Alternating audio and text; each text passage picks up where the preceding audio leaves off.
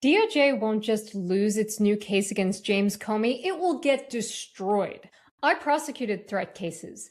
DOJ can't prove that Comey thought 8647 in seashells on a beach was a death threat. When you need to explain what the threat means, you've already lost. And when you need to prove that an old white guy understood slang, you're doomed. Let's hope Comey never used a fire emoji, or this DOJ will charge him with arson next. DOJ doesn't even define 86 in its indictment.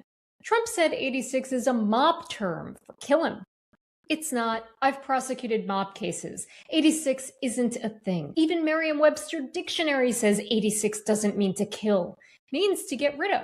DOJ also can't prove Comey intended to endanger Trump's life. We're supposed to believe that at 65 years old, on a family beach vacation, Comey just decided to torch decades of public service as a U.S. attorney and FBI director to threaten the president's life with seashells.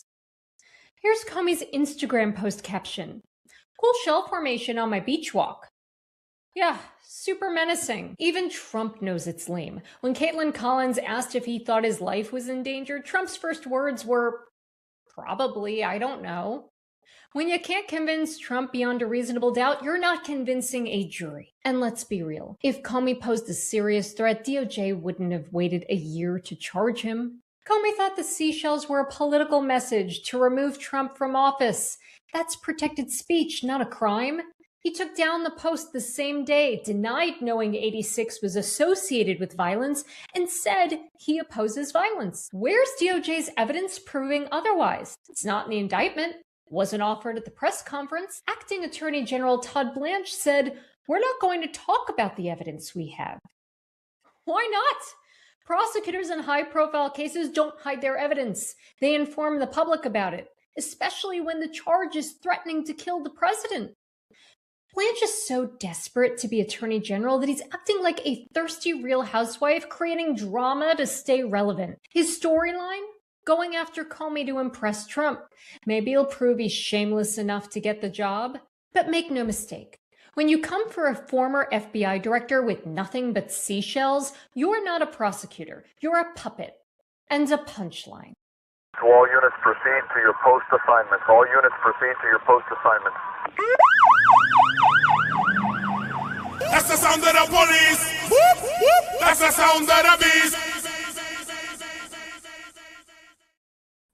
Yeah, baby. It's episode 30 of Probable Cause, a milestone. We've reached it. And today is May 5th, 2026, a.k.a. Cinco de Mayo. And I am enjoying a margarita in honor of the holiday. Good evening to you, Greg, and good evening to you, Jim. How are you gentlemen doing tonight? Just fine. Thank you very much, Jeff. Very well, thank you. Well, that's good. James Howard Kunstler happens to be one of my favorite writers, and for those of you who aren't familiar with him, I suggest you get familiar with him. He has a great Substack called Clusterfuck Nation. Send it to your mother, send it to your children. The language, it's not just a provocative title, it's actually really well written. And Jim posted something on May 1st that caught my attention today. Last week, we had Shipwrecked Crew on. Do you know who he is, Jim? You bet. He's an attorney who was a popular account on X for many years. Exactly. Bill Shipley, former federal prosecutor, and we were talking about the Comey indictment with him last week, so we're going to stick with it tonight. Getting back to Jim, though, he is the author of several books, and his most recent one is called Look, I'm Gone. And here is the post that he published on May 1st called Indict-O-Rama. And would it be fair to say that your sentiment, your take on the Comey indictment does not exactly match that of Christy Greenberg's, whom we saw in the opening video? No, I'm a little bit more sanguine about the prospect of actually nailing the guy. Yeah, well, you know, that's my sentiment. I think yours too, Greg. We would kind of, is it fair to say that you wouldn't mind seeing the guy getting out for something if it's legitimate, of course? Yeah, I'm eager to see what other evidence they have other than the Instagram post. That's all. Isn't Because that the right big now- question? Yeah. Right And- now, I'm just a little skeptical about the ability to prove that one beyond a reasonable doubt. That's all. Yeah, I think that it might be difficult, but I tend to think that there is a paper trail that shows a lot of malice in James Comey's communications with his associates, and if they can demonstrate a considerable amount of malice, I think that they might get a leg up on this. Jim, business. are you of the opinion that they may have some sort of proof that he actually arranged those shells himself and didn't happen upon them like he claims? That I can't say that I have any firm opinion about that. And I'm not sure that it matters. I think that Yeah, that's what I was going to say. think I don't see in how the it matters. arguing the case in a courtroom, in a court of law, it seems to me that all they really have to demonstrate is that he used that particular message. No, Not I whether- understand. not whether or not he engineered it. Yeah, I just think it would make for a much more compelling case Yeah. if they had someone who saw him, stooped over for a couple of minutes in that location, or they geocached his phone where he spent, 10 minutes in that one spot. I'm just wondering if they have something above and beyond the post itself. And I'm not saying the post is insufficient. I'm just saying it would be helpful if they were able to show that he physically arranged those shells as opposed to just claiming that he happened upon them. Yeah. Well, one thing it would do, it would expose him as a liar. Yes. So, I mean, that wouldn't necessarily indicate murderous intent or anything like that, but he claimed that he just stumbled upon it. Yes. And even if it doesn't prove the crime, it proves, well, maybe don't trust what, other things that he says too. And if There's also benign, why did he take the post down? There's also the matter of the book that he's about to publish, or has published, or is just coming out, and it is apparently a political novel that has, it has murder in the plot, and I haven't read it, but when I saw Todd Blanche in one of his appearances recently, I think he suggested that there's an awful lot to think about in the book that he published and the message that he sent out. Yeah, I caught that same thing. Yeah. Of course, who was that gal from MSNBC that you? Her name's Christy Greenberg. Christy Greenberg. Well, no, I don't know. I lost my train of thought. It's late in the day here. Oh, okay. I got into it with her on X about one of her most of the things she said I don't think were very strong points, but in particular I got into it with her about how there's not any additional evidence in the indictment, so therefore that means there isn't any. And she says, that's just not what they do. Yeah, that's what I was going to say.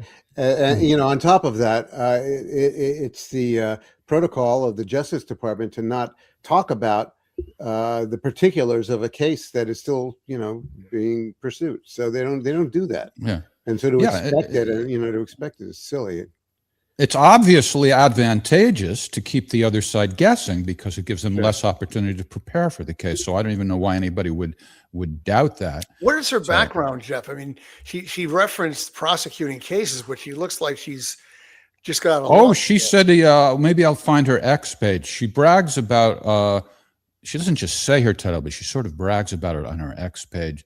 She had some supervisor position with the Southern District of New York Prosecutor's Office, and they have a good reputation. That office, but I would love to know what people like Shipwreck Crew think about her. I don't think much of her based on that commentary, and based on the back and forth I had with her, she just wouldn't give in on that. She says it just isn't done. Well, I don't know.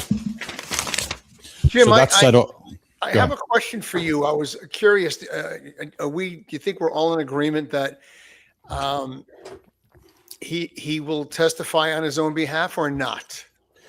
Oh gosh, I wouldn't necessarily expect him to do that because I think if they get him on the stand, they can wreck him. Yeah, but I think it'll be a real Captain Queeg moment. Yeah. I the only thing is I always suspect with an ego of his size that he would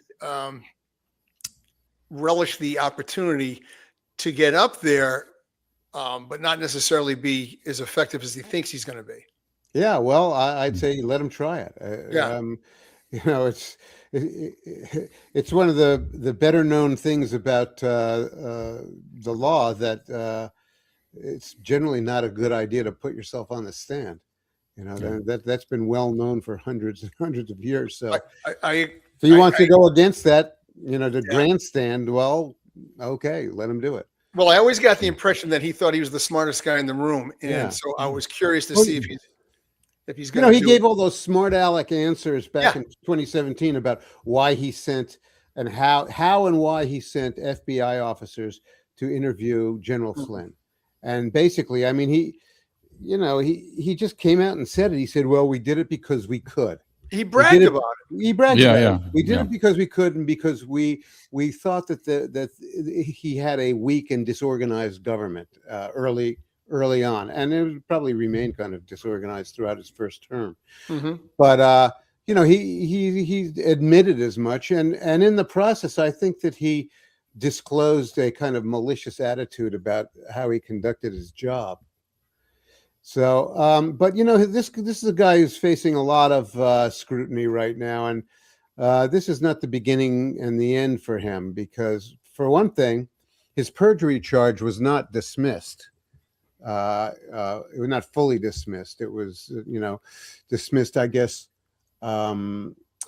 with prejudice. Is that the term? Meaning that they can recharge him. Yeah. And the only reason it was thrown out was this kind of lame business about Lindy Haltigan, the U.S. attorney who had just been promoted into that position, about her not being properly confirmed. But, you know, the mysterious part about that whole transaction is there was a previous U.S. attorney in the Eastern District of Virginia who was supposedly prosecuting the case, and he didn't do a damn thing about it. And finally, you know, it came to about 5 minutes before the statute of limitations ran out, and they had to do something about him. He was some kind of a foot-dragging, woked up Democrat, you know, attorney in the DOJ, and they got rid of him, and they put Lindsay Haltigan in there very rapidly.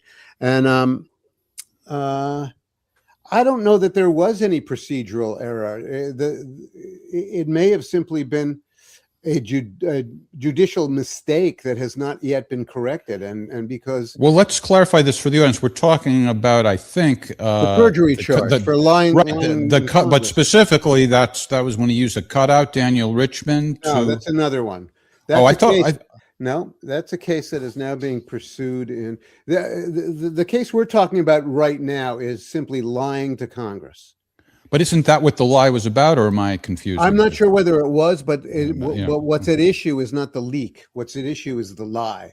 Right. The leaking issue is being pursued in Maryland, in the Maryland district, or one of them. I guess maybe there's an Eastern District of Maryland or something. Yeah, and that's what you refer to in your post. Yeah. So I think it's really the same situation, but two different potential crimes. No, it's the same situation, but they're two different crimes that are being prosecuted. Right, that's what I'm saying. Yeah.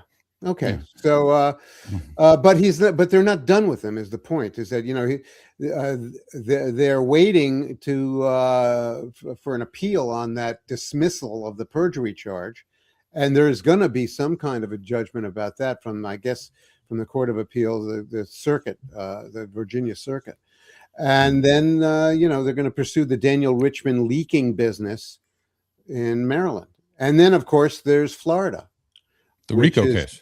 The RICO case. And it's almost impossible to imagine that Jim Comey is not going to be one of the principal targets of that.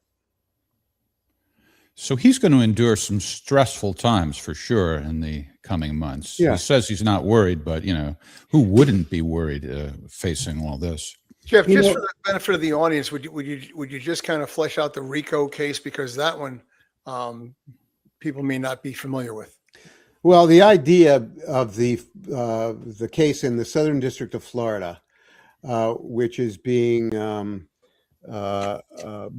brought or is being supervised by a U.S. attorney from Miami named Jason Quinones.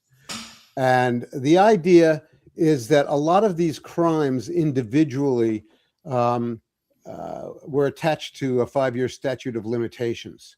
But there was a series, a kind of a train of crimes, one crime leading to another. And overall, you get a kind of a 10-year period of connected criminal activity by the same cast of characters. You have Russiagate, which is Brennan and Clapper and Comey and perhaps Obama and others. Perhaps Lisa Monaco and Sally Yates, and that morphs, of course, into the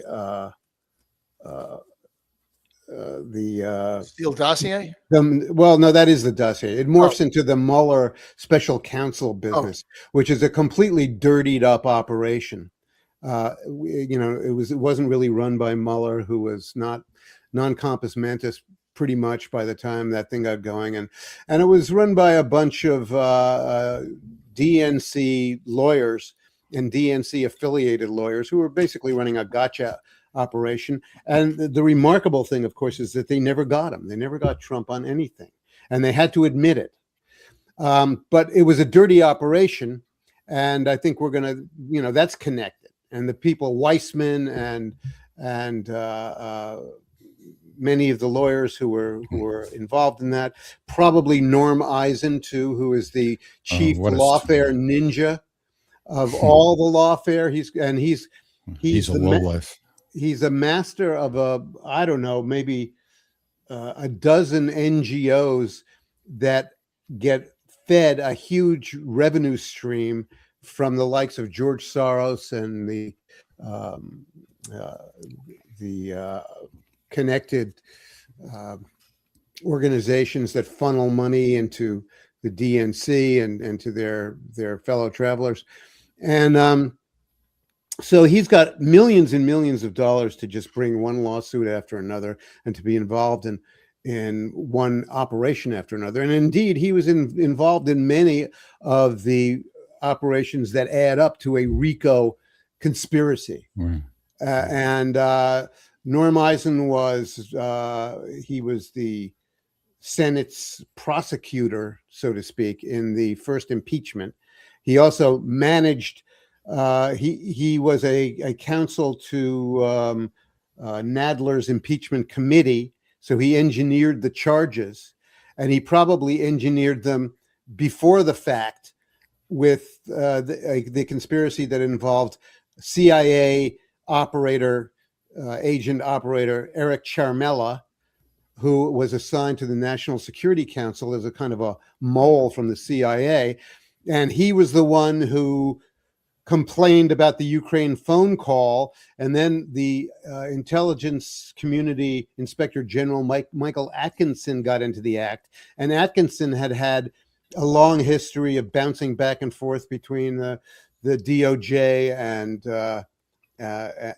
that other post that he had as inspector general, and he had been working with Mary McCord. And Mary McCord is also another lawfare ninja who was involved in the first impeachment and Russiagate and the J6 operation, especially the House committee. And so you have all these dirtied up people with all these dirtied up operations. You have the 2020 election. When you see them so strenuously attaching the label election denier and using the phrase false claims of election fraud, that they probably are feeling very worried about what is going to be discovered about that. Well, they're trying to shut down any discourse, right, Jim? Would you say? Well, none of that was ever properly adjudicated. There's a lot of kind of mythology now that those cases of election fraud were actually fairly adjudicated, but none of them were adjudicated on their merits. Not a one of them. They were all dismissed on standing. Is it almost like climate change? Like you're a climate denier as soon as you doubt the science, and they just shut you down completely by saying that you're a climate denier. I mean, it's really a rhetorical trick straight out of the Spanish Inquisition, or the witchcraft trials of the Middle Ages. You brand somebody with some kind of a some kind of a nasty name, and that's supposed to be the end of it. Yeah, you're a heretic or an apostate or something like that. But what I think we're going to find out is that a lot of this stuff is going to be adjudicated. Now, the FBI went into Fulton County, Georgia, about 8 weeks ago, and they pulled about 500 boxes of evidence out of there. And they've also gone into Maricopa County's records, and they've gone into the records in Michigan, I think in Antrim County, which was one of the more blatant frauds that was run. And they're gonna start making cases, and so the half or slightly less than half or whatever the number is of percentage of the American public who believe that the 2020 election was on the level. They're going to be very disappointed to find out that it's not true. You won't convince them anyway. I don't think that we will, and that's another angle on this thing, is that I'm pretty much convinced that no matter how much proof of anything about anything comes out about all the mischief of the last 10 years, and serious mischief. We're talking about sedition and treason. That's not small potatoes. That's big stuff. But I don't think that in any revelation of the facts of the matter and the truth of the matter is going to sway these people, because what we're seeing is truly a group psychological phenomenon. But Jim, I think what you're going to see is when sufficient evidence is produced that's irrefutable, the claim is going to be, why are we always looking backwards? We should be looking forward. Right? Right. Exactly. It's always some brand of dismissiveness, right? Yeah. Right. I mean, that's the final strategy is, well, I don't understand why we're trying to rewrite history. Why don't we just move forward from here? Yeah. And you're right. It is really big stuff. You mentioned earlier when they secretly recorded General Flynn. Now, some people think maybe he's kooky or loose cannon, this and that, but he was the one guy who understood how the deep state works. And it was a very key move to take him out, because I don't think Trump was left in his first administration with anybody else around him who really knew how it worked. And Trump couldn't really do what he wanted to do in that regard. And that's a big he was really buffaloed. The Flynn thing really amused me from the very beginning. Well, it was a kind of painful amusement, but they were trying to put over the story with the Flynn case that having a conversation with the Russian ambassador was somehow some kind of breach of normal protocol and behavior. That was completely preposterous. The reason that foreign lands send ambassadors over here is to talk to our high officials. That's why they're here. Okay. The idea that the incoming national security advisor to the president is not supposed to have conversations with an ambassador, that is the most preposterous thing. And yet the whole country swallowed it. I mean, they just went whoop, right past it. It's amazing how effective just acting indignant is. I mean, that's what, before we went on, I was talking to you guys about the judicial hearings going, or the congressional hearings for the judicial nominees that are going on now. And they're getting by with indignation. They're asking these judges, well, first, did Trump, who was the winner of the election? And they said, well, Biden was certified. We all know that. Oh, yeah. Said, who won the election? And it's like, well, let me actually, before I comment on it, let me just show you Mary Trump, who is Trump's sick niece, in my opinion, who looks not even as feminine as John Lithgow did in The World According to Garp. Angry woman. Let's look at her little commentary today, and she's doing the indignation thing on that. Of Donald's judiciary nominees were called in front of a Senate Judiciary Committee to answer questions. And here is an utterly gobsmacking supercut of their inability to answer a very simple question posed by Connecticut Senator Richard Blumenthal. Who won the 2020 election?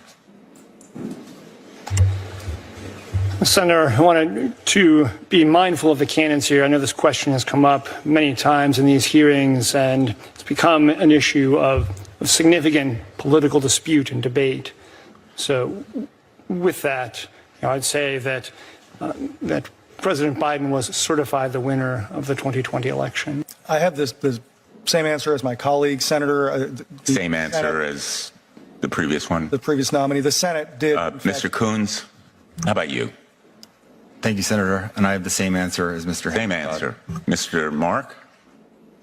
Same answer, Senator. I am amazed and really appalled that nominees for a lifetime appointment to the federal bench are unwilling to respond on an issue of fact. And I'm not going to try to get an answer out of you because clearly you've been rehearsed to provide a stock answer, which I think really reflects not only on your honesty, but really on your fitness to be a federal judge. Senator Blumenthal is rightly amazed and appalled. The rest of us should be gobsmacked too. Because here's the thing. Those nominees for lifetime appointments to the judiciary are lying because they know that if they told the truth about the 2020 election results, which is, of course, that Joe Biden won by almost 8 million votes, or let's put it another way, Donald Trump lost by almost 8 million votes, they won't get the job. Am I right? Are they just getting by with indignation here? Oh, it's yeah. Well, they're also trying to put across the idea that it's the truth that Joe Biden won the election. And, you know, the fact of the matter is that probably more than half the country believes that he didn't win the election. So it's not the truth and it's not a fact. And it's just a gotcha question so that they can turn around and say, well, you know, he's if he won't admit that Joe Biden won, then he can't be a judge. But it's just a bullshit kind of dodge. See, these nominees should go on the offense and throw it back at the questioner and say something like, "Well, to me, it means the same thing. So if who won the election means the same thing as who was certified as the winner, then obviously Biden's the winner. Why are you even asking me that question? Mm-hmm. If you mean something else, clarify what you're asking. Like make them explain themselves." Well, they're playing games on both ends, and it's unfortunate that the conservative nominees have to play that game. I mean, really, they're obviously alluding to, you know, do you have suspicions about the election? So who cares if they have suspicions? It doesn't have anything to do with the kind of judge they are. Yeah, right. Well, they could have, you know, one or all of them could have said that. Well, one of them did say it was a disputed. It's subject to dispute. But they could have said that you know there's considerable argument over whether or not the election was fair and square. And I don't know. You could argue that maybe a truly honorable nominee would just come out and say the truth. You know, and just say, no, I actually believe it was a janky election. So like who's more feminine? Who's more feminine, Mary Trump or John Lithgow in the world according to Garp?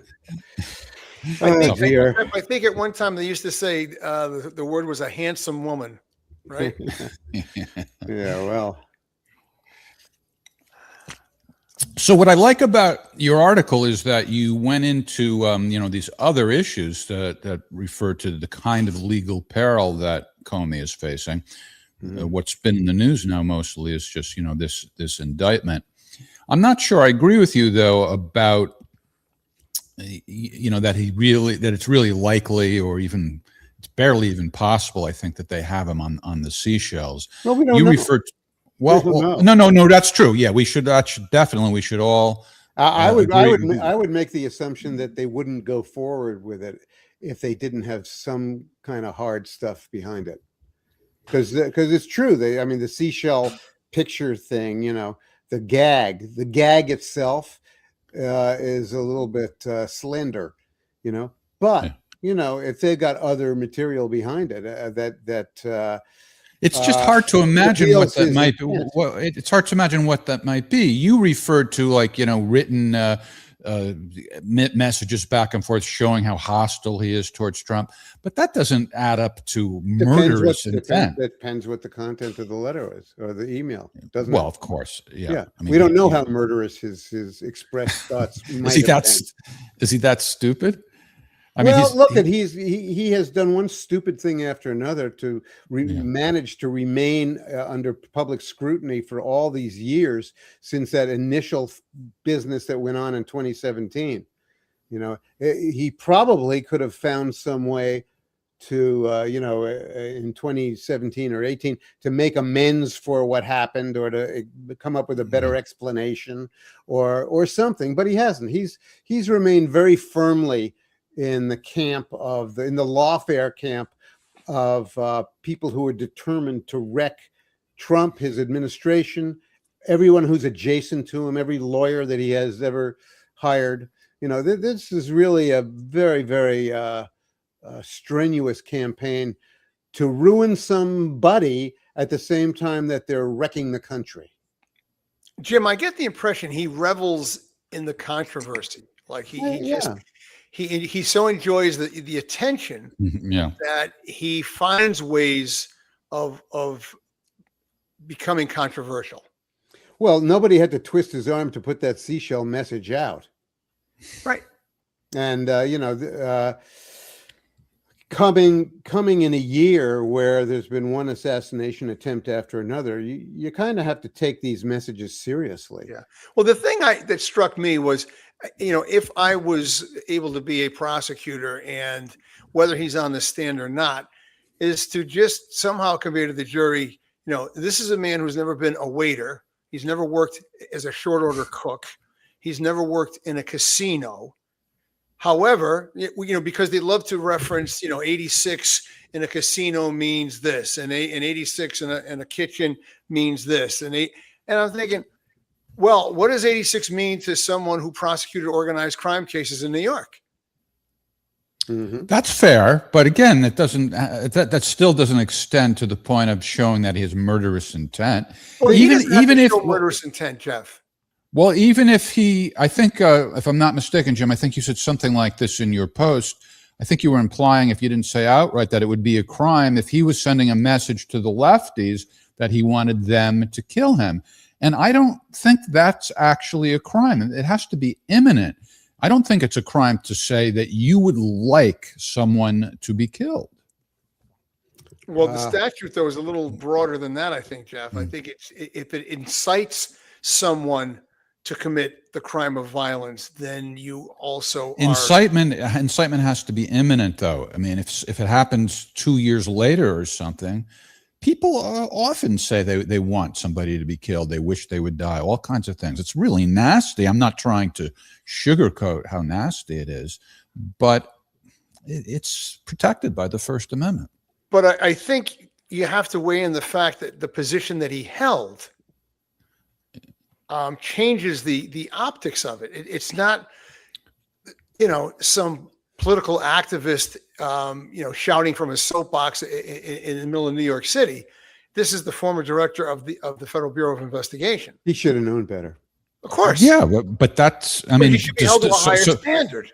Well, but the law, is that illegal? Is that legally significant, though? Or does the former director of the FBI, is he entitled to less First Amendment protection than everybody else? It's a reckless statement. And it's a reckless statement on the part of somebody who already showed a malicious disposition towards the president in a series of operations that preceded it. So I think it's fair to say that I think it's fair to say that he'll have his day in court, and we'll see what the DOJ can produce. Jim, where do you think he's most vulnerable out of all of these potential prosecutions? Which one do you think is the strongest? Certainly the Russiagate business and the grand conspiracy business. Okay. Because, I think there's going to be a ton of evidence that shows exactly how these people colluded over a period of years to run these operations. And as I said before, there's a cast of characters who ties them all together. Norm Eisen was involved in almost all of these operations. I think all of them, including the malicious prosecutions that were done against Trump in 2023, 2024, and the preposterous cases that were cooked up to take him off of the game board for the election. But you feel that where he used that cutout to release, to secretly release that information into the public forum by using a middleman. See, I like that one only because it seems cleaner and there's less players involved, so it's not as diluted. Yeah, but it's not a. You're not ordering from a menu. It's a smorgasbord. You can have a little of all of the dishes that are on offer. So, I don't think that one of them obviates the other one. Okay. So, maybe he'll be convicted of, breaking the law for leaking classified information, which is what he did. That's the charge, leaking classified information. Maybe he'll be convicted for making a reckless threat against the president during a period of time when there were many assassination attempts by people in his party. Maybe, and I think almost certainly they're going to have a case against him for the continuing conspiracy that went on for years. Yeah, that's very intriguing to me. I wish I knew more about that. I think I will get myself acquainted with that situation, because that really accounts for a lot, I think, as far as this whole atmosphere that we're living in. And I tend to view everything through the prism of Trump is the target of political warfare. So when he does this or that, I think it should be judged in that larger context. Maybe he's being vindictive or this and that. But on the other hand, all's fair in love and war, right? I'm not the first person to say that. And this is a type of war. And Trump is a warrior. He's not taking it. So, even if, some of it might be vindictive, well, somebody's got to take these people on. Yeah. And, one of the big differences between Trump and his people and the deep state malefactors who are now getting into trouble is that they really did a lot of things that were against the law. And what you're seeing in the big criminal picture, I think, is that many of the subsequent operations after Russiagate was a train of subsequent crimes that were done to cover up the previous crimes. So that the conspiracy is really a conspiracy of serial cover-ups for the initial crime of basically trying to seditiously overthrow a newly elected president. Everything after that, the impeachments and the J6 bullshit and the New York prosecutions and all of that stuff, all of it was an attempt to cover the 2020 election. Was a way of covering up the malice of the first term. Fannie Willis. It was all an attempt to cover up one thing after another, and once they got going, they couldn't stop. It's like when you're just a liar. A person who is a liar has to continually construct ever more baroque lies to cover up the previous lies that they laid out. We're seeing the same thing here in a much more complicated conspiratorial series of actions and operations that people undertook by choice, pretty recklessly.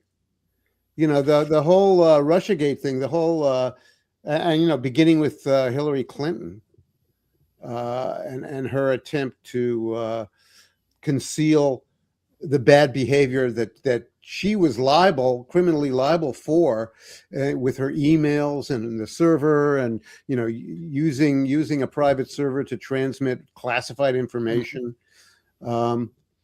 Well, she did manage to cover that up, but in the process of covering it up with Russiagate, she created a whole new series of problems that people have to cover up. And it's just, it reminds me of that act in Ringling Brothers Circus, Ringling Brothers Circus from my childhood many years ago. There was a famous clown named Emmett Kelly. Yeah. And he would open up the circus, when it played at Madison Square Garden, with an act. And his act was a very simple gag. He had a broom in his hand, and there was a high spotlight on the floor, and he would go around pretending to sweep up the spotlight. Yes. The spotlight would keep on moving away from him and go to another place. And he'd step across the middle ring, the center ring, and he'd try to sweep it up there, and then it would escape and go another. That's sort of like what we're seeing here. Is there enough time to hold the scoundrels accountable? Because if a Democrat gets in office as our next president, chances are whatever cases are still pending will be dropped. I think there's plenty of time to try the cases, and especially if they can construct them in in as simple and elegant a way as possible to avoid unnecessary complication. And one of the things that I like about the seashell case is that there's not going to be a whole lot of room for Comey to play discovery tricks with his lawyers, where you get to postpone the proceedings by 3 months for the sake of discovery, because there are 20 million documents that have to be read. I think they're going to make it a point to have as few documents as possible, so that when discovery happens, it happens as briskly as possible. Yeah, he'll get 45 days instead of 90. Yeah. And then that case will be tried quickly. I think the same thing will probably be true of the Jonathan Richman leak case. The other one is going to be pretty big. I think that my guess is that they're going to divide, and I think they have to do this, is divide it up into separate packets for each of the operations. They're going to have to try Adam Schiff and Ciaramella and Atkinson separately in the impeachment operation, and for the laws that were broken there. They're going to have to charge Brennan, Comey, and Clapper, and the rest of that gang for the Russiagate stuff separately. They may have to charge, they may even have to charge Boasberg and his gang in the FISA courts for the irregularities that happened there. The J6 committee thing. Kleinsmith walked away on this thing like almost unscathed. Exactly. Yeah. Like without a scratch. Didn't lose his law license. Right. Never, didn't do any time. Didn't get penalized in any way. I can't fathom how you can intentionally, of course, this is a subject near and dear to me because of my book, but I can't fathom how you can deceive, the FISA court intentionally and walk away unscathed. Yeah. Yeah. So there's that, there's the Hunter Biden laptop 51 security guys case. There's the 2020 election business. There's just so much of it. And those might be cases that can go on for a long, long time. And who knows what'll happen. But, they'll bring them. They need to be brought. Yeah. But Jeff, I suspect that you're right. If a Democrat ends up winning the next election, then you're going to see nothing but mass pardons. Yeah. Well, that raises an interesting issue, because it seems to me that the Democratic Party now has put itself in a position to become utterly wrecked. They've got they have a program that is abhorrent to more than half of the country. Issues that people just are disgusted by. They don't want to hear anything more about 6'4" men swimming in the girls' lane. They don't want to hear anything more about guys in the girls' locker room. They don't want to hear any more about trannies. They don't want to hear any more about the open border and about how great it is to have illegal immigrants in the country. They don't want any of that. They want clean elections. They want election reform. They want to feel like they're dealing with, honest procedures and honest people. Mm-hmm. And the Democratic Party is making itself appear to be so patently dishonest, so dedicated to lying and laying trips on the American people. We haven't even mentioned the COVID operation, which of course was, that thought crossed my mind before. One of the more damaging parts of the whole story, and I do happen to think that a lot of that was motivated by the wish to get the mail-in ballot situation going, so that they could, cheat in the election. That's a fair assumption. Mm-hmm. Now, Jim, I have to say, I have to say something. Jim, you misspoke a few minutes ago in a way that makes me love you even more than I already do. I'm sorry. What'd I do? Well, the name of the professor that's Comey's pal who was used for the leak is Daniel Richman. Daniel Richman. Right. And you called him Jonathan Richman, which suggests to me you're a Jonathan Richman fan. I never was, no. And I worked for Rolling Stone back in the day.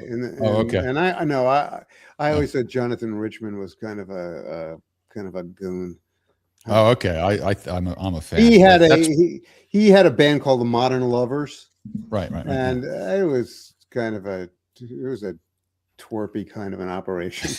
It never grabbed me. All right, so you don't like him, but that's probably who. I don't hate him. I mean, I wasn't a fan. I didn't buy his records. All right, all right, then I don't love you more. I don't love you more than I did. It's just the same. My love is in a stable. Not any less either, though. Yeah, right. Exactly. So that article. This stuff's going to go on for a long time, I think, and it's going to be very damaging to the Democratic Party. They got nothing. Look at the people who are at the head of the party.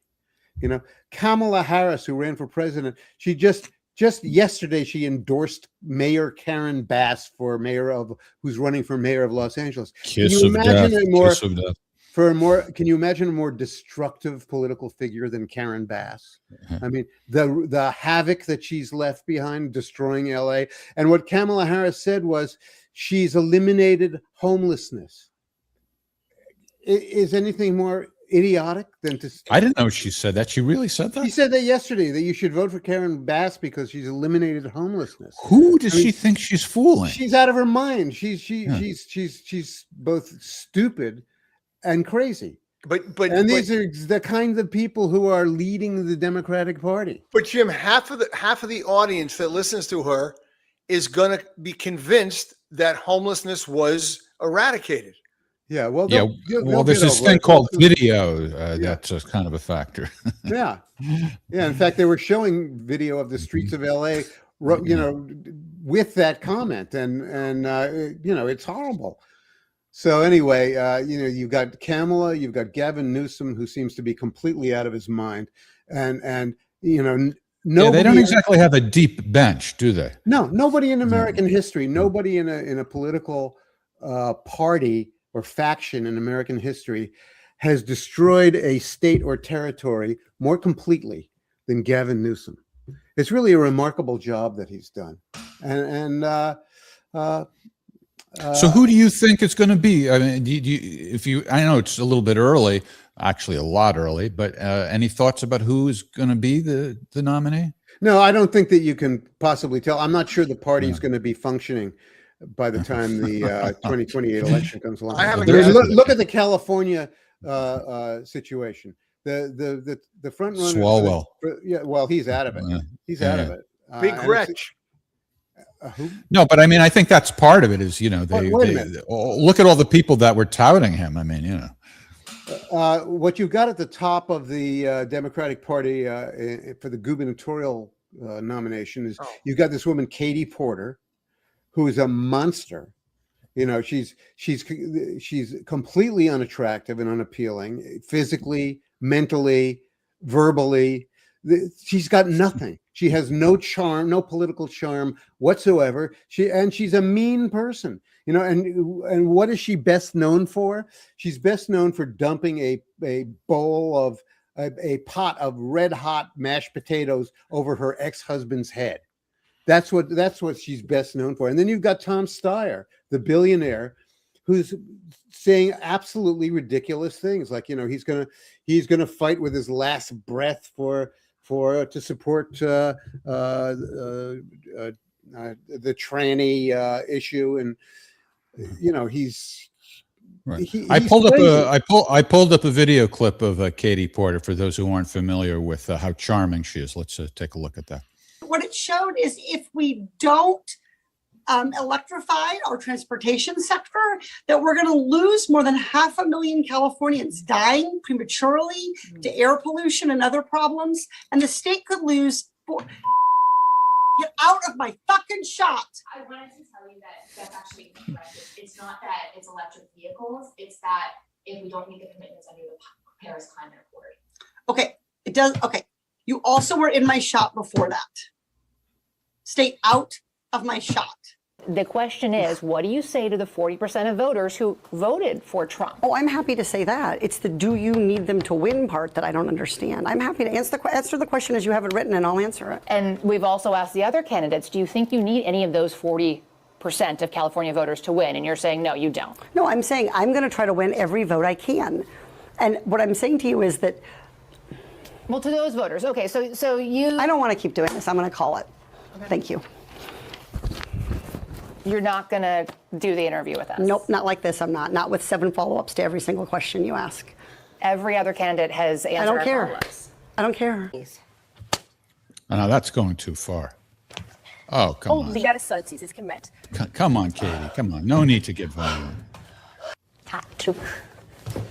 That's AI, Jeff. All right, that part's AI, but that part's AI. But everything up until that point was real. Yeah. She's just a lumpy dope. Mean-spirited. And no one's going to vote for mean-spirited, lumpy, awful, charmless. Yeah, she's not going to win. I kind of think Steve Hilton's going to win this election in California. And the Republican, huh? Yeah, and I can look at it. Wasn't that long ago that California elected Republicans, and Schwarzenegger. Well, Schwarzenegger was he or an independent? He was Republican. He's a Republican, but you know, before him, Gray Davis and Jerry Brown, of course, was a Democrat. But you know, they've had Republicans and Democrats on and off. It's only been in the last 10 years or so that Ronald Reagan, no? Yeah, well, Reagan, that was 40, 50 years ago. Yeah. Oh. Okay. But they're capable of electing a Republican governor, especially if they're disgusted enough with what's happening. I can't imagine the people of Los Angeles not being enraged about what has happened with the Pacific Palisades after the fire. Yeah, I wonder about that too, because, you know, I lived in LA or the LA area for about 26 years. And I left largely because people weren't enraged about what was happening. This was before the fires, but they weren't enraged about the homelessness situation, you know. And, you know, I have a certain amount of sympathy for homeless people, but we're talking about massive amounts of people living on the sidewalks, which is very unsanitary and just like, it's just not civilized. And there was very little outrage about it. So do you think that the outrage that you would expect from normal people is happening now because of the fires? Yeah, I'm inclined to think that we're really in a tumultuous phase change. You know, phase change is that condition in physics where things happen suddenly and sharply, like you know, water turns to ice and heat turns to a flame, and you know, you suddenly get combustion. And I think we're in that spot right now. I think that there are an awful lot of people who are sick of being insane, pretending to be insane, acting insane, going along with insane ideas, and in the meantime, watching their quality of life disintegrate. Are any of the candidates speaking to that, and indicating, we've got to do something Well, about Spencer it? Pratt, the guy who's running for mayor against Karen Bass, is definitely speaking about it. And he is literally catching fire, I think, with the voters. He's getting the memes he's putting out are going viral. And I think people are paying attention. And I can't conceive of Karen Bass winning this election. She's just such a disaster. So, we'll see how things go this time. I also I'm not persuaded that the Republicans are going to take the House and the Senate in Washington. There's an awful lot. You can't understate the negative effect that a lying mainstream media has had on the body politic. It has been tremendously harmful for them to not tell the truth for over 10 years. You can't understate how bad it is, and how much it has messed with people's minds. And to me, frankly, that's the biggest mystery of the last 10 years, is why did all those news editors, news producers and the networks, reporters, talking heads, why did they all go along with the program? And they did lockstep. Yeah, it couldn't have just been that they were all paid off. I don't believe that. And I gotta say, no, not directly, but I mean, they see that as what's necessary to maintain their career. Well, yeah. I don't know. I was a newspaper reporter 50 years ago when I was a young man and I was getting into the business, and the people I worked with were not easily compromised and marched around and told what to do. They were, for the most part, very, very individualistic, free-thinking people who went their own way. And so just the personality type of someone who goes into journalism doesn't fit in. So you mean you think it's what they really believe largely, that the... I think it's got to be that, and I do think it's a kind of epic, historic mindfuckery of the type that you see periodically in human history, whether it's a witch hysteria or, a political hysteria of one kind or another, or religious hysteria. These things happen in human history, and people adopt ideas that are preposterous.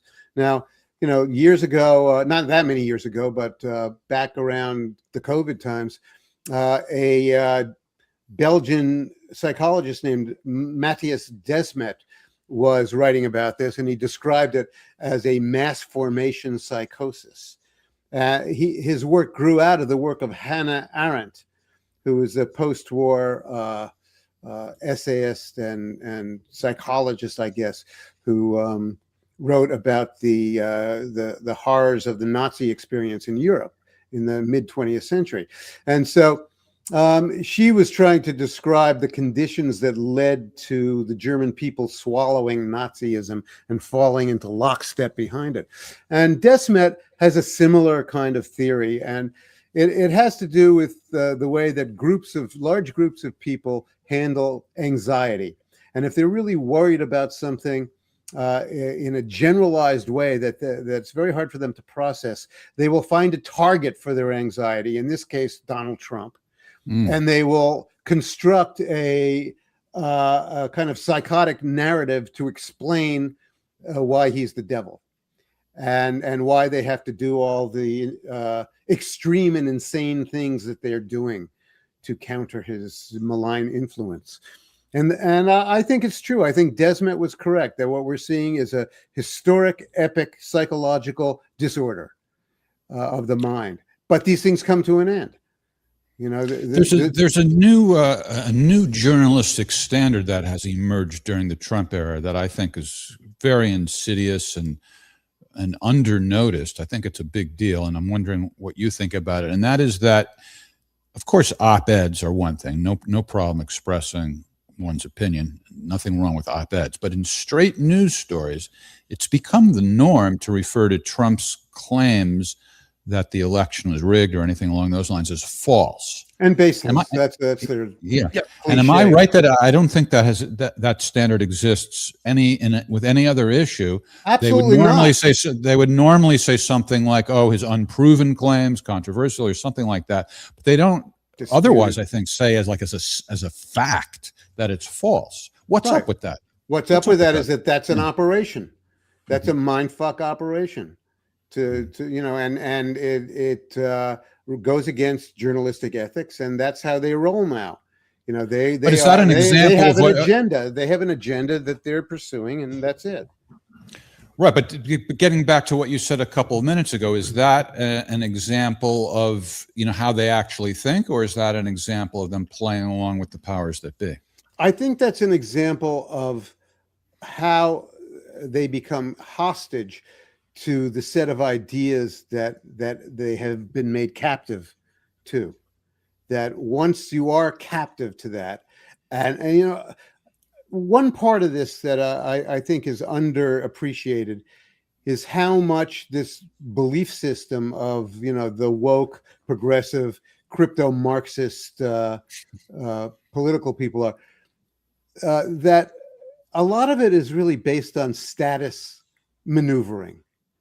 That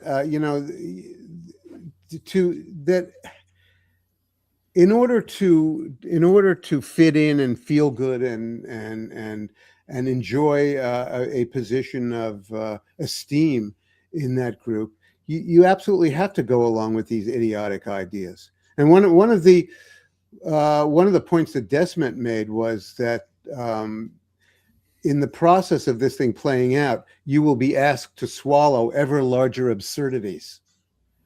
And so this is the freight train of absurdities that you're being asked to swallow. But since I doubt they're being paid off, there may be some kind of NGO involvement in the traditional press, because let's face it, these newspapers are all in trouble. Financially, they're not doing well, and the newspaper as a cultural artifact seems to be kind of in its twilight phase. The same is becoming true of network news on TV. So they're probably, to some degree, they're desperate to preserve the profession that they're in. But boy, they've picked a really bad way to do it. I was curious to see how the White House Correspondents' Dinner was going to play out with Trump as their speaker, but of course that got aborted, let's say, because of the, I guess you would call it the shooting, the assassination attempt. I don't know what to call it, but what do you think? Rush with a gun. Yeah. Do you have any take on that, Jim? What? Not really. Frankly, I think it just, what you see is what you got. What you see is like, a nut bum rushing the entrance to the ballroom, and he tripped. And a good thing he did. I think so too. Yeah. It remains to be seen what persuaded him to do this, but I know so many people who are mind fucked, Democrats, that he just seems to be a completely ordinary type of case of mind fuckery. I wouldn't. He doesn't seem to be especially. He doesn't seem to be special. He's just, just another Trump deranged maniac out there, who in some other ways probably seems to be a perfectly ordinary human being. But, this module in his brain just, took him down a bad path. Right. The interesting thing is not that they're right or that their theories are interesting per se, but the interesting thing is how many people claim to be so sure it was staged, yet they haven't articulated any sort of a theory. Yeah, they can't. They can't because they don't have one. No, but they want it to be that. Yeah. So they just say it and they believe it, but they have nothing to prove it. And at this point, let's face it. We're living in such a climate of utter paranoia that nothing happens that people don't assign some kind of nefarious, dark people love a good conspiracy theory. Yeah. Yeah. Oh, yeah. That's so routine. Even I used to just- say that I was allergic to conspiracies, and I still kind of am. I tend to think that mostly what you see is what you get. Yeah. Jeff, No, you're right. We have enough time to hear about Jim's book because I'm curious about the. My book. Yes, well, of course we have enough time. Let's hear about it. This book is called Look, I'm Gone. It's a novel. I'm probably better known for my nonfiction. I wrote a book that was a cult favorite in the graduate schools called The Geography of Nowhere, about the way we design the human habitat in America, suburbia. And I wrote a book called The Long Emergency about what we were heading into in the early 2000s. But I'm also a novelist. I've published many books, many novels. This is a story of a 12-year-old kid during the week of the JFK assassination in New York City. He's been sent home by his prep school. They send all the boys home early because it was a Friday when it took place. And when all the ceremonies are over, he's at large in the city and has a series of adventures, including his first romantic adventure with a Hollywood ingenue. And the climax of the book takes place in J.D. Salinger's living room in New Hampshire, where J.D. Salinger makes his debut as a character in American literature and American fiction. And it's a funny book. It's a comedy, despite the fact that the JFK assassination takes place at the beginning. And I think that readers will get a kick out of it. It's available at Amazon and other venues, and there you have it. Yeah, I remember when we had you on our other podcast, The Whiners, in November, and we were talking about that. And I recall telling you, I read one of the excerpts that you published from the book, and it just made me kind of jealous because my adolescence or teenage years were so uneventful compared to what happened. Oh, yeah. Well, I grew up in Manhattan, and I'm not exactly like the character in the book, but I certainly drew a lot of, my memory of Manhattan in 1963 from my own experience. I'm going to be in New York in a couple of weeks for the first time in a long time. Where are you generally? Oh, I live in Wilmington, North Carolina. Oh, okay. and I'm from Connecticut, and Greg is also from Connecticut. He still lives there. Sadly. Yeah, it's kind of become a sad state. The third highest tax state in the country. Yeah, well, I'm in the second highest or first? I'm second highest, probably. New York. And with terrible elected representatives too. We saw one God. of them. Oh, yeah. Don't get me started. Yeah. All right, I won't. All right. Well, if people want to get more familiar with your work, they have two basic ways to do it. One is the Substack, which is at Kunstler.com. Easy enough to remember. And they can also follow you on X at JH Kunstler. Yeah. All right, Jim. Well, thanks so much for joining us. It was kind of a late notice, but it turned out pretty damn good, I think. I'm glad I was able to accommodate you, and thanks for inviting me. And let's keep our eye on all of this action that's happening, because I think it's going to get rough and ready out there. I agree. Yeah. All right. Well, let's not wait so long between appearances, and feel free to invite yourself too if there's anything. Okay, you know how to get a hold of me. Absolutely. All right, Jim. Bye, Take care. Greg Thanks a lot. Thank you, Jim. All right. All right. He's an interesting guy, huh? He really is. Yeah. That was a great guest to have. We have good taste, don't we? Well, you do for sure. You're wrangling most of these top guests in. Is that are we entitled to pat ourselves on the back? Does that reflect well on us? If that you were booking closer, good I'd pat you on the back, but you're a little too far away. All right. Well, you might have that opportunity in a couple of weeks. Good. We'll it's a whirlwind trip. I'm going to Connecticut, New York. I'll talk to you. We'll see what happens. Good. All right. You want to do Has It Happened to Greg, or you want to wait till next week? Well, we'll throw one on just to wrap it up. Yeah. All right. Let's see. You got one queued up? I've got 4 queued up, but if you want I'm just trying to think which one. Let's do. Here's one that sort of involves 2 different issues that I think are worth discussing. Okay. Well, why don't I just show it and then we'll talk about it. The cell phone video showing two narcotics detectives from Brooklyn North repeatedly punching and then one of them kicking Timothy Brown last week has sparked outrage and a slew of questions. The detectives thought Mr. Brown was part of a drug deal because he matched the description of a suspect. However, this was a case of mistaken identity. Police had the wrong man. And now Fox 5 has obtained this video recorded by a witness showing the injuries Mr. Brown sustained to his face and body. After dragging Brown to the front door of the liquor store, you can see one of the detectives texting and then dialing his phone, trying to get police backup. He was attempting to use WhatsApp to get help, but it appears he could not reach anyone. That same detective is seen later on this video taken by a witness outside the liquor store. The detective is angry and venting that none of the detectives on the team had radios. Any of these guys don't get a radio ASAP, I'm making a big problem. I'm not doing this WhatsApp no more. I'm not doing this WhatsApp. He then goes on to say, How do these guys coming to work unprepared? No one does anything. If this had been the right guy and he had a firearm on him, they would have to use WhatsApp to call for backup.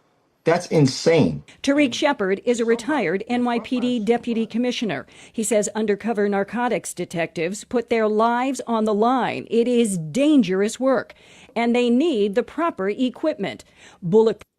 All right. So the two issues are how the cops handled the suspect in the store, and the other issue is they don't have radios. They can't call for backup. I've never heard of anything like that. What's your reaction to this?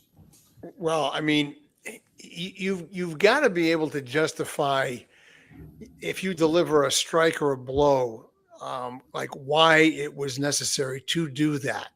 Mm-hmm. Some of those blows and strikes were punitive. They weren't. You know, they weren't necessarily like that. Like that. That's not going to get compliance. Yeah. So you and I usually say not going to make them more cooperative. Right. You and I both usually say about these videos, well, we don't know what the context is. Maybe it was justified, but not in this case. That's not your reaction is that's pretty obviously not appropriate. No. You know, the standard would be to get him to the ground and put both bodies on him so he cannot get away. And then, you know, tell the store owner, call 911. I mean, it's going to be more effective than trying to use WhatsApp, which I've never heard any police officer relying on as their communication device. Right. Now, they usually use two-way radios. So Yes. what's the story? Have you heard anything about them not being equipped with two-way radios? How could that be? It doesn't even seem possible. I can't understand how that's possible for that kind of work. I mean, we always carried portables on our person for that very reason. You know, you get separated, so you're not in sight of each other or can communicate to each other verbally. So you have to be able to, you know, give your location and you know, describe what you. Yeah, would help I could you see a radio being broken or something, but they're saying that none of these people have radios. I don't know. You know, some of these groups or squads or whatever, they play very fast and loose, and they get away with it most of the time. But then you get an incident like that where it goes sideways. You can't hope that you're going to figure it out on the fly. You have to be prepared for those things. All right. Well, you said one video, but you know what? If I were to tell you that I have a video that reflects very well on the police, and it might balance. That's a high note to leave on. All right. Let's at least in my opinion. How come we didn't do the little jingle with the "What Happened to Greg" thing? We missed that completely. It's called negligence. It's called it's called I failed. Okay.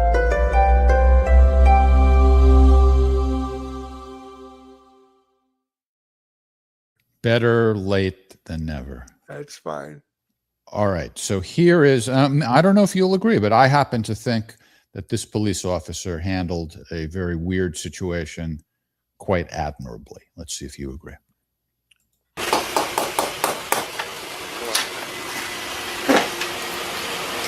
Hey, buddy. Hey, Your parents home? they're sleeping. Okay, what's your name? Nico, Hi, Nico. How are you? good. Is everything okay?